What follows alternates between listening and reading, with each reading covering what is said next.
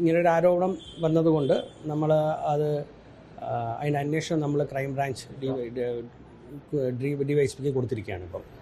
അപ്പോൾ അത് കുറച്ചുകൂടി അന്വേഷണം നടത്തിയാൽ മാത്രമേ നമുക്ക് അതിനകത്ത് അങ്ങനെ എന്തെങ്കിലും പോലീസിൻ്റെ വീഴ്ച ഉണ്ടോ എന്ന് അറിയാൻ പറ്റത്തുള്ളൂ. ഹെപ്പറ്റൈറ്റിസ് സി ബാധിച്ച് ആണ് അദ്ദേഹം ചികിത്സയിലായിരുന്നു എന്നാണ് നമ്മളോട് ഡോക്ടർ പറഞ്ഞിട്ടുള്ളത്. ഏതായാലും പോസ്റ്റ്മോർട്ടം സർട്ടിഫിക്കറ്റ് കിട്ടിക്കഴിഞ്ഞാലേ നമുക്കൊരു പൂർണ്ണ രൂപം കിട്ടത്തുള്ളൂ. കുണ്ടറ പോലീസ് സ്റ്റേഷനുമായി ബന്ധപ്പെട്ട് ഗുരുതരമായ കസ്റ്റഡി മർദ്ദന ആരോപണമാണ് ഇന്ന് ഉയർന്നത്. എന്തായാലും കൊല്ലം റൂറൽ ജില്ലാ പോലീസ് മേധാവി റിപ്പോർട്ടർ ടിവിയോടൊപ്പം ചേരുകയാണ്. ഒരു ഗുരുതര ആരോപണം ഉയർന്നിരിക്കുന്നു. നമ്മൾ സ്വീകരിച്ച ഇപ്പോൾ എന്ത് നടപടിയാണ് നമ്മൾ സ്വീകരിച്ചിരിക്കുന്നത്?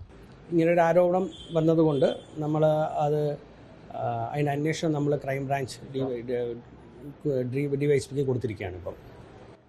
ഇതിപ്പോൾ ഏതെങ്കിലും തരത്തിലുള്ള വീഴ്ച പോലീസിന് സംഭവിച്ചു എന്ന് പ്രാഥമികമായി മനസ്സിലാക്കാൻ സാധിച്ചിട്ടുണ്ടോ?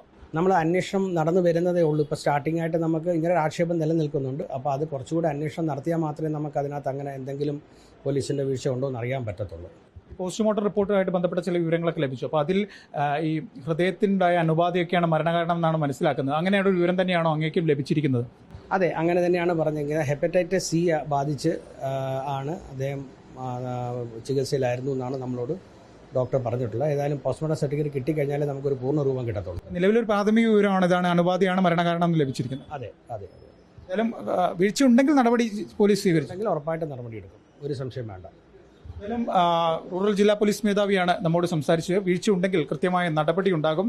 നിലവിൽ എന്തായാലും ക്രൈംബ്രാഞ്ച് ജില്ലാ ക്രൈംബ്രാഞ്ചിന് ഈ കേസിന്റെ അന്വേഷണം വിട്ടുവെന്നും അദ്ദേഹം വ്യക്തമാക്കുന്നു. കൊല്ലത്ത് നിന്ന് വീഡിയോ ജേർണലിസ്റ്റ് വിനയ് രാജിനൊപ്പം റിപ്പോർട്ടർ AV ജയശങ്കർ.